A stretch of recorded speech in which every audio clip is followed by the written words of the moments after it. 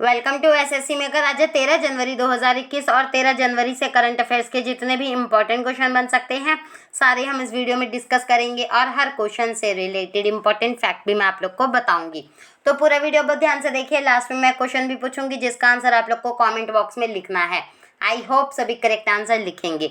चलिए स्टार्ट करते हैं आज के वीडियो के साथ। फर्स्ट क्वेश्चन से पहले मैं आपको एक चीज़ बता देना चाहती हूँ, याद दिला देना चाहती हूँ कि भाई जैसा कि आप सभी जानते हैं एसएससी मेकर की टीम ने एक स्पेशल ई बुक लॉन्च करी है जो कि एनटीपीसी और ग्रुप डी एग्जाम्स के लिए बहुत ज़्यादा ज़रूरी है।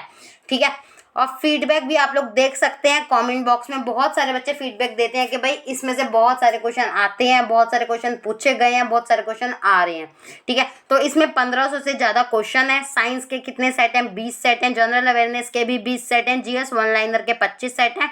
मैथ्स और रीजनिंग के 110 और 100 मोस्ट इंपॉर्टेंट और मोस्ट रिपीटेड क्वेश्चन है। ठीक है, जैसा कि आप सभी जानते हैं प्रीवियस ईयर के क्वेश्चनों को बहुत ज़्यादा महत्व दिया जाता है, तो ये प्रीवियस ईयर का कंपाइलेशन करके ही ये ई बुक को भी बनाया गया है। ठीक है, तो इसमें प्रीवियस ईयर मोस्ट रिपीटेड और मोस्ट इंपॉर्टेंट क्वेश्चनों का कलेक्शन है। मैथ्स और रीजनिंग को स्टेप बाय स्टेप सॉल्व किया हुआ है, तो आप लोगों को समझने में बहुत ज़्यादा आसानी होगी। इसका प्राइस सिर्फ और सिर्फ 49 रुपीज़ है। ठीक है, तो बहुत ज़्यादा नॉर्मल फीस है इसकी, बहुत ज़्यादा नॉर्मल सा प्राइस है, बहुत अफोर्डेबल है। तो मेरे ख्याल से इसको सब लोग परचेज कर सकते हैं। बाय करने के लिए आप लोग को क्या करना होगा? बाय करने के लिए डिस्क्रिप्शन बॉक्स में लिंक दिया हुआ है, वहां जाके फटाफट से क्लिक करिए और बाय कर लीजिए। अगर आपको बाय करने में तब भी कोई प्रॉब्लम आ रही है तो कस्टमर केयर का नंबर दिया हुआ है, यहाँ पर मेंशन है, तो आप यहाँ पर कॉल करके इजीली पूछ सकते हैं। चलिए देखते हैं आज का फर्स्ट क्वेश्चन क्या कहता है। फर्स्ट क्वेश्चन की हम लोग अगर बात करें तो फर्स्ट क्वेश्चन है आरबीआई ने किस बैंक का लाइसेंस रद्द कर दिया? तो इसके करेक्ट आंसर की अगर हम लोग बात करें महाराष्ट्र स्थित वसंतदादा नगरी सहकारी बैंक भारतीय रिजर्व बैंक के द्वारा महाराष्ट्र के वसंतदादा नगरी सहकारी बैंक का लाइसेंस रद्द कर दिया। इसके बाद बैंक अपनी कारोबारी गतिविधियां संचालित नहीं कर सकेगा। हालांकि इससे बैंक के 99% ग्राहकों पर ज़्यादा असर नहीं होगा और उन्हें पूरी रकम वापस भी मिल जाएगी। आरबीआई ने महाराष्ट्र के उस्मानाबाद स्थित बैंक का लाइसेंस रद्द करने की वजह उसका बैंकिंग रेगुलेशन एक्ट की अनिवार्य शर्तों को पूरा करने में विफल रहना बताया। तो इसका करेक्ट आंसर क्या है? इसका करेक्ट आंसर है ए। हम लोग यहाँ पर बात कर रहे हैं बैंकिंग रेगुलेशन एक्ट। अगर कोई भी बैंक बैंकिंग रेगुलेशन एक्ट की शर्तों को पूरा नहीं करता तो आरबीआई उसके ऊपर मतलब उसके अगेंस्ट स्टेप उठा सकता है। ठीक है, तो इसका करेक्ट आंसर क्या है? ए। चलिए मूव करते हैं आज के अगले क्वेश्चन की साइड, लेकिन उससे पहले आज के वीडियो के लाइक के टारगेट की हम लोग बात करें तो आज के वीडियो के लाइक का टारगेट क्या है? आज के वीडियो के लाइक का टारगेट है 1800 प्लस लाइक्स। आई होप ये टारगेट सभी ज़्यादा से ज़्यादा अचीव करेंगे। और हाँ, पीडीएफ आप लोग टेलीग्राम के ग्रुप से ज्वाइन कर लीजिएगा, पीडीएफ डाउनलोड कर लीजिएगा। अगर आप लोग ने टेलीग्राम का ग्रुप ज्वाइन नहीं किया हुआ तो डिस्क्रिप्शन बॉक्स में आपको टेलीग्राम के ग्रुप का भी लिंक मिल जाएगा, वहां से जाके फटाफट से ज्वाइन कर लीजिएगा। चलिए देखते हैं नेक्स्ट क्वेश्चन क्या कहता है। सेकंड क्वेश्चन की बात करें तो अमेरिका के नवनिर्वाचित राष्ट्रपति जो बाइडेन ने किसे CIA का निदेशक नियुक्त किया? तो इसका करेक्ट आंसर है विलियम बर्न्स इसका करेक्ट आंसर है। अमेरिका के नवनिर्वाचित राष्ट्रपति कौन? जो बाइडेन, उन्होंने विलियम बर्न्स को CIA का निदेशक नियुक्त किया है। ठीक है, विलियम बर्न्स ने मनमोहन सिंह के कार्यकाल में भारत अमेरिका के बीच परमाणु समझौते में बहुत ज़्यादा अहम भूमिका निभाई थी, तो इसलिए ये पर्सनैलिटी के बारे में पूछने के चांसेस बन जाते हैं। ठीक है, तो इसका करेक्ट आंसर क्या है? सी। चलिए मूव करते हैं आज के अगले प्रश्न की साइड। थर्ड क्वेश्चन क्या कहता है? राष्ट्रीय युवा दिवस कब मनाया जाता है? सबको पता होगा 12 जनवरी को। 12 जनवरी को कौन सा दिन? राष्ट्रीय युवा दिवस। अब यहाँ पर हम लोग बात करें, हर साल 12 जनवरी को राष्ट्रीय युवा दिवस मनाया जाता है। इस दिन को देश भर में बड़े ही धूमधाम से मनाया जाता है। ठीक है, इस दिन का उद्देश्य क्या है? विवेकानंद जी जो थे उनकी शिक्षाओं और आदर्शों को भारतीय युवाओं के लिए रोल मॉडल के रूप में पेश किया जाना। इस दिन का राष्ट्रीय युवा दिवस के रूप में मनाया जाना ताकि देश के युवा स्वामी विवेकानंद के जीवन, कार्यशैली, चेतना और आदर्श से प्रेरणा ले सके। राष्ट्रीय युवा दिवस के रूप में स्वामी विवेकानंद के जन्म दिवस को मनाने के लिए 1984 में भारतीय सरकार द्वारा घोषणा की गई थी। तो इसका करेक्ट आंसर क्या है? इसका करेक्ट आंसर है राष्ट्रीय युवा दिवस। बहुत इंपॉर्टेंट क्वेश्चन है, पूछने के चांसेस बहुत ज़्यादा है और बच्चों को पता भी होना चाहिए। ठीक है, युवाओं को पता होना चाहिए इस दिवस के बारे में। क्यों मनाया जाता है? ये सुविचार लिखा हुआ है, लगातार पवित्र विचार करते रहें, बुरे संस्कारों को दबाने के लिए ये एकमात्र साधन सही है। ठीक है, यही एकमात्र साधन है। तो ये सुविचार बहुत ज़्यादा अच्छा है, इनके कोट्स बहुत अच्छे होते हैं। ठीक है, कुछ कुछ ऐसी पर्सनैलिटीज़ हैं जिनके कोट्स बहुत ज़्यादा अच्छे होते हैं। ये हो गए APJ अब्दुल कलाम हो गए, अटल बिहारी वाजपेयी जी हो गए, ठीक है, महात्मा गांधी। तो इन सब के कोट्स के बारे में हमें पता होना चाहिए और बेसिकली इनके बारे में पता होना भी चाहिए। ठीक है, नेक्स्ट क्वेश्चन क्या कहता है? Bureau of police research and development की रिपोर्ट के मुताबिक देश भर में पुलिस बल में कितने प्रतिशत महिलाएं सॉरी कितने प्रतिशत महिलाएं हैं? तो इसका करेक्ट आंसर क्या है? इसका करेक्ट आंसर है 10.3%।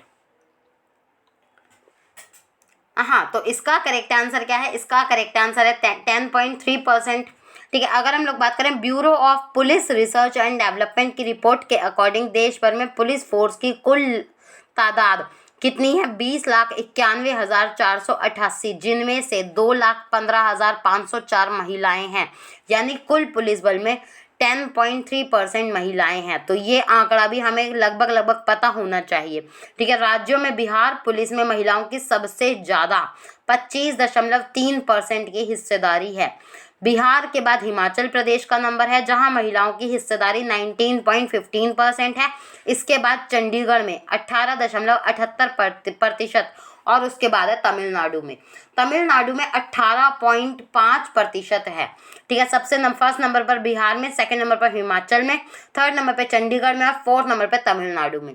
तो इसका करेक्ट आंसर है 8। चलिए मूव करते हैं आज के अगले क्वेश्चन की साइड। फिफ्थ क्वेश्चन की हम लोग बात करें तो क्रिस्टियानो रोनाल्डो ने फुटबॉल इतिहास में सबसे ज़्यादा गोल करने के मामले में किस पूर्व खिलाड़ी के बराबरी कर ली? तो इसका करेक्ट आंसर क्या है? इसका करेक्ट आंसर है सी जोसेफ बिकान। इसका करेक्ट आंसर क्या है? सी जोसेफ बिकान। तो सीधा सीधा क्वेश्चन पूछा जा सकता है, दिग्गज स्ट्राइकर कौन? क्रिस्टियानो रोनाल्डो ने अपने करियर में नया मुकाम हासिल कर लिया। फुटबॉल इतिहास में सबसे ज़्यादा गोल करने के मामले में उन्होंने जोसेफ बिकान के रिकॉर्ड की बराबरी कर ली। अब आप लोगों को आज का फर्स्ट क्वेश्चन क्या है? फर्स्ट क्वेश्चन है आपका, क्रिस्टियानो रोनाल्डो कौन से कंट्री के प्लेयर हैं? तो वो कंट्री का नाम आप लोग को कमेंट बॉक्स में लिखना है। मैंने बहुत बार ये क्वेश्चन आप लोगों को ये डायरेक्ट इनडायरेक्ट मैंने आपको बताया है कि भाई कौन से कंट्री के प्लेयर हैं। चलिए देखते हैं आज का अगला क्वेश्चन क्या कहता है। जापान ने भारत को डैश की ऋण सहायता प्रदान करने की घोषणा करी। तो इसका करेक्ट आंसर है 2113। ठीक है, 2113 करोड़ रुपए की ऋण सहायता प्रदान करेगा कौन सी कंट्री? जापान, हमारे प्यारे से भारत को। ठीक है, कोविड-19 से मुकाबला करने के लिए भारत को ये ऋण दे रहा है। कौन सी कंट्री? जापान दे रहा है। और यह सहायता एक प्रकार का आधिकारिक विकास सहायता का ऋण है। इसका उपयोग कोविड-19 के कारण प्रभावित गरीबों और कमजोर परिवारों को सामाजिक सहायता प्रदान करने में भारत के प्रयासों का समर्थन करने के लिए किया जाएगा। तो इसका करेक्ट आंसर है बी। चलिए देखते हैं आज का अगला क्वेश्चन क्या कहता है। डैश ने कोयला खदानों के संचालन के लिए सिंगल विंडो क्लियरेंस सिस्टम की शुरुआत करी। तो इसका करेक्ट आंसर है डी, गृह मंत्री अमित शाह। अगर हम लोग बात करें, केंद्रीय गृह मंत्री अमित शाह ने कोयला खदानों के संचालन के लिए सिंगल विंडो क्लियरेंस सिस्टम की शुरुआत करी। गृह मंत्रालय बोले कि भाई मोदी सरकार लगातार कोयला क्षेत्र में पारदर्शिता लाने का काम कर रही है। केंद्रीय गृह मंत्री बोले कि भैया अब कोयला क्षेत्र में सिर्फ बड़े ही नहीं बल्कि छोटे हिस्सेदारों का भी सम्मान किया जा रहा है। ठीक है, पीएम मोदी का लक्ष्य आत्मनिर्भर भारत का है और दुनिया का सबसे इंटेलिजेंट युवा मेहनत कश मजदूर हमारे पास ही है। तो ऐसा भाई किन्होंने बोला? ऐसी ये कोटेशन किनकी है? कोटेशन है अमित शाह जी की। तो इसका करेक्ट आंसर है डी। चलिए देखते हैं आज का 8th क्वेश्चन क्या कहता है। शहरी स्थानीय निकायों में सुधारों को लागू करने के मामले में कौन सा राज्य तीसरा राज्य बना? इसका करेक्ट आंसर क्या है? इसका करेक्ट आंसर बन जाता है तेलंगाना। ठीक है, अगर हम लोग बात करें केंद्रीय वित्त मंत्रालय द्वारा निर्धारित शहरी स्थानीय निकायों में सुधारों को लागू करने के मामले में आंध्र प्रदेश और मध्य प्रदेश, मतलब आंध्रा की अगर हम लोग बात करें तो आंध्रा है नंबर 1 पर, एमपी की बात करें तो एमपी है सेकंड नंबर पर, थर्ड नंबर पर कौन सा स्टेट है? थर्ड नंबर पर है तेलंगाना। ठीक है, इस सुधार को लागू करने के बाद मंत्रालय ने राज्य को 2508 करोड़ रुपए के अतिरिक्त कर्ज लेने की अनुमति भी दे दी। तो इसका करेक्ट आंसर क्या है? इसका करेक्ट आंसर बन जाता है तेलंगाना। तो जैसा कि आप सभी को पता है कि भाई तेलंगाना का आप लोगों को कमेंट बॉक्स में क्या लिखना है? गवर्नर, सीएम और कितने डिस्ट्रिक्ट हैं। ठीक है, तेलंगाना में। ये तीनों चीज़ें आप लोगों को कवर करके फटाफट से लिख देनी है कमेंट बॉक्स में। चलिए देखते हैं आज का नेक्स्ट क्वेश्चन क्या कहता है। नेक्स्ट क्वेश्चन क्या कहता है आज का, नेक्स्ट क्वेश्चन की हम लोग अगर बात करें तो श्रीलंका के किस बल्लेबाज ने अंतर्राष्ट्रीय क्रिकेट से संन्यास ले लिया। तो इसके करेक्ट आंसर की अगर हम लोग बात करें तो इसका करेक्ट आंसर है शेहान जयसूर्या। बहुत इंपॉर्टेंट पर्सनैलिटी है, बहुत इंपॉर्टेंट प्लेयर है, कहाँ के, श्रीलंका के। ठीक है, शीर्ष क्रम के बल्लेबाज शेहान जयसूर्या ने श्रीलंका क्रिकेट से संन्यास ले लिया। जयसूर्या ने यह निर्णय अपने परिवार के अमेरिका में बसने का फैसला करने के बाद लिया, क्योंकि वो अमेरिका में बस रही है उनकी पूरी फैमिली, तो इस वजह से उसके बाद उन्होंने ये डिसीजन लिया। तो इसका करेक्ट आंसर है डी। चलिए देखते हैं आज का अंतिम प्रश्न क्या कहता है। अंतिम प्रश्न की बात करें तो गुजरात के पूर्व मुख्यमंत्री के किस दिग्गज नेता का निधन हो गया।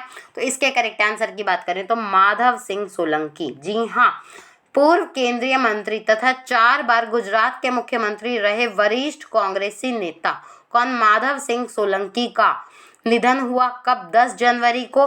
राजकीय सम्मान के साथ अंतिम संस्कार उनका किया गया। ठीक है, माधव सिंह सोलंकी पहली बार 30 साल की उम्र में ही विधायक चुन लिए गए थे। उन्होंने ही गुजरात में लड़कियों के लिए मुफ्त शिक्षा तथा प्राथमिक विद्यालयों में मिड डे मील की शुरुआत भी करी थी। तो इसीलिए बहुत ज़्यादा इम्पोर्टेंट पर्सनैलिटी ये बन जाते हैं। ठीक है, तो इसका करेक्ट आंसर है माधव सिंह सोलंकी। आप लोगों को क्या करना है, गुजरात के बारे में भी लिखना है, गुजरात के सीएम, गवर्नर और कितने डिस्ट्रिक्ट हैं गुजरात में ये।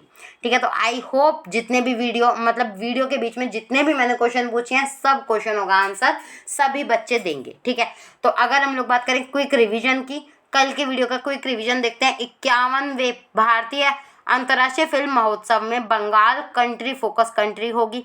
ठीक है, एड्यूकॉन 2020 का उद्घाटन रमेश पोखरियाल के द्वारा किया गया।